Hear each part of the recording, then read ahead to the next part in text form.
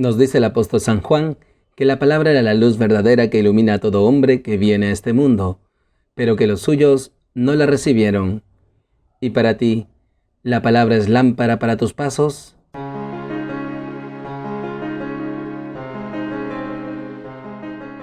Bienvenidos, queridos hermanos, soy el Padre Ángel Gabriel y nuevamente nos encontramos aquí en Lámpara para mis pasos, un espacio para alimentarnos de la palabra de Dios, para instruirnos en el Evangelio de Jesús. Hoy, viernes de la séptima semana del tiempo ordinario, el Evangelio nos enseña sobre la controversia del divorcio. Tomado del Evangelio según San Marcos. En aquel tiempo, Jesús se marchó a Judea y a Transjordania.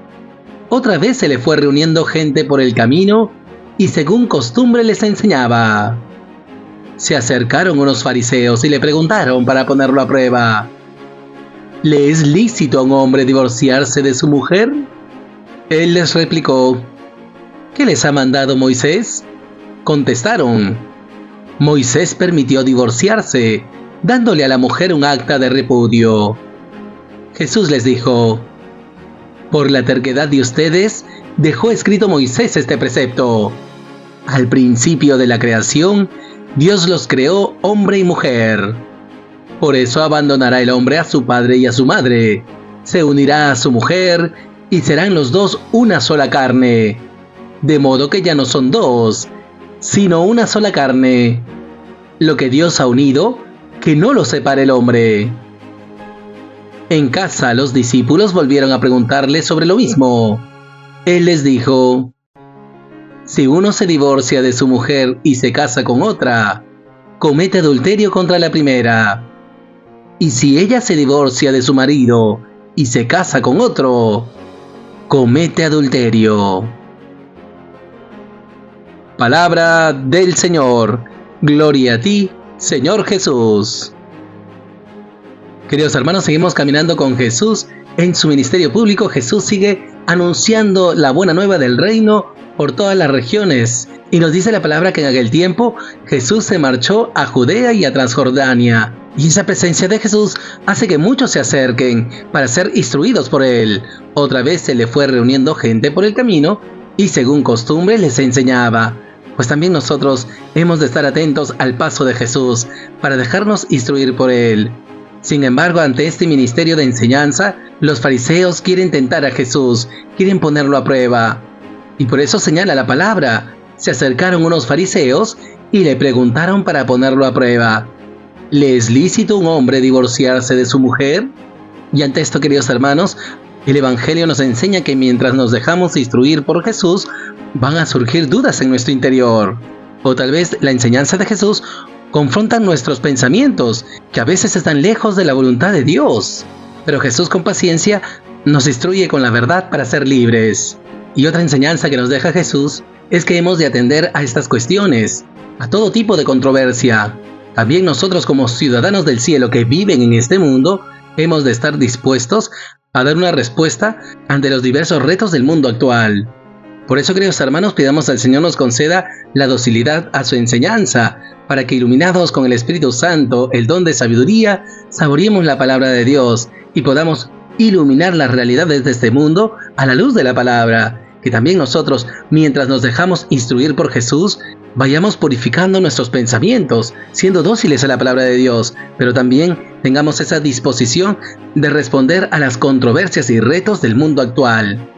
También nosotros como ciudadanos del cielo, que pasan por este mundo, tenemos la misión de que, una vez instruidos por la palabra de Jesús, hemos de compartir la enseñanza de Jesús con los demás, porque su enseñanza es la verdad y la verdad nos hará libres. Pidamos pues al Señor esta diligencia y generosidad para enseñar su palabra a los demás. En segundo lugar, queridos hermanos, ante la pregunta sobre la licitud del divorcio, Jesús replica a los fariseos: ¿qué les ha mandado Moisés? Los fariseos contestan: Moisés permitió divorciarse, dándole a la mujer un acta de repudio. Jesús, ante esta controversia del divorcio, se remite al principio, al querer de Dios. Por eso Jesús explica por qué Moisés dejó este precepto. Por la terquedad de ustedes, dejó escrito Moisés este precepto. Es decir, que en muchas circunstancias los seres humanos normalizamos situaciones pecaminosas que están lejos de la voluntad de Dios, lejos de ese designio salvífico. Por eso Jesús contesta que el divorcio no es voluntad de Dios, es voluntad del ser humano. Y como la voluntad del ser humano está herida por el pecado original, Jesús explica que el divorcio encuentra su origen en la terquedad del corazón del ser humano. Y es allí donde Jesús discierne lo que es terquedad del ser humano y lo que es voluntad de Dios. Por esto Jesús se remite a los orígenes. Al principio de la creación, Dios los creó, varón y mujer. De esta manera Jesús justifica que el matrimonio es una institución natural, cuyo origen está en Dios. Por eso abandonará el varón a su padre y a su madre, se unirá a su mujer y serán los dos una sola carne. Lo bonito del matrimonio, queridos hermanos, es esta unión, este vínculo matrimonial que se origina por el consentimiento mutuo, que hace del varón y la mujer una sola carne. Y en esto, queridos hermanos, hemos de ser muy humildes, porque el designio de Dios sobre el matrimonio es entre varón y mujer. Ciertamente por el libre albedrío, herido por el pecado, uno puede vivir la sexualidad según su modo, según lo que piensa. Sin embargo, ese no es el querer de Dios. Y lo mismo respecto al divorcio. Uno puede tener ideas y está a favor del divorcio. Lo que Dios ha unido, que no lo separe el hombre. Ciertamente habrá situaciones delicadas en las que convendrá una separación, y esto por el bien mismo de la familia. Pues si en el hogar se vive la violencia y no se ha cultivado el amor, por el bien de la familia y una de las partes, convendrá la separación e incluso el divorcio por temas legales, pero con cierta restricción, y eso nos explicará Jesús después.